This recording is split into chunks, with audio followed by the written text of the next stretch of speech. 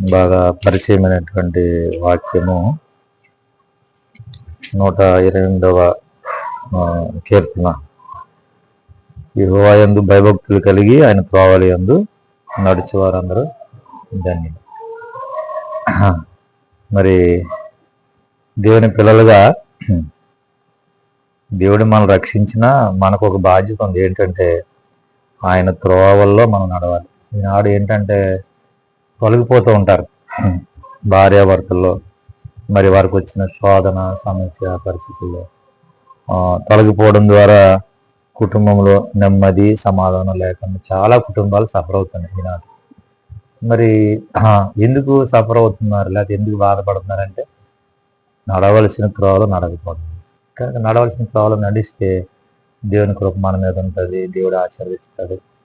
కనుక దేవుని కొరకు మనము ఆ రీతికి జీవించినప్పుడు రెండవ వచనం ఏముందంటే మన కష్టార్జితాన్ని మనం అనుభవించే ధన్యత దేవుడు మనకి ఇస్తాడు. ఇప్పుడు ఎంత సంపాదించి అది హాస్పిటల్ పాలైంది అనుకోండి, ఏం సంతోషం మనకి. అది ఎంత సంపాదించి అప్పులకి ఇచ్చామనుకోండి, కనుక మన కష్టార్జితాన్ని, మన కష్టార్జితం అంటే సేవలు కూడా దేవుడు ఇచ్చేది, అది కష్టార్జితం కదా, మన ఊరికినే వచ్చేదనే కాదు. కాబట్టి అనుభవించేటటువంటి కృపను దేవుడు ఇస్తాడు.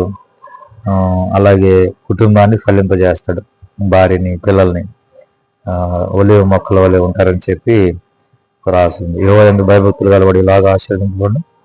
సీయోనులో నుండి యెహోవా నిన్ను ఆశీర్వదించు, నీ జీవితకాలం అంతా యెరూషలేములో క్షేమం కలుగుడు చూచు.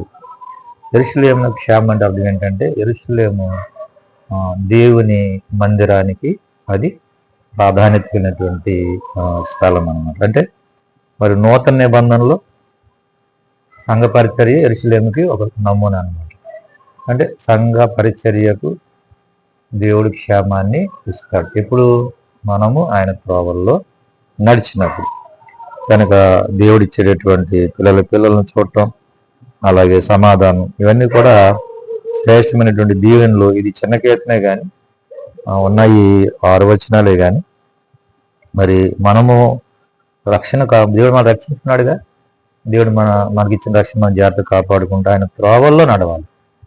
నడవడానికి కూడా మనం దేవుని మీద ఆధారపడాలి, దేవుడు సహాయం చేస్తాడు. అలాగే మనం నడిచినప్పుడు ఈ దీవెనలు ఉంటాయి. వాగ్దానాలు మనం స్వతంత్రిస్తాం. వాగ్దానం అంటే మనం ఎలా పడితే అలా ఉంటే వాగ్దానం నెరవేరదు కదా, నీకు కూడా తెలుసు కదా. ఈ వాగ్దానానికి వెనకాల కొన్ని కండిషన్స్ ఉంటాయి, నియమ నిబంధనలు ఉంటాయి.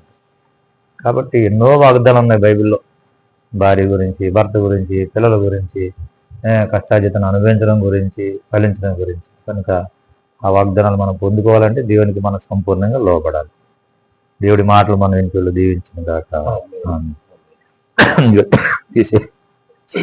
తీసేది మైక్ తీసేది.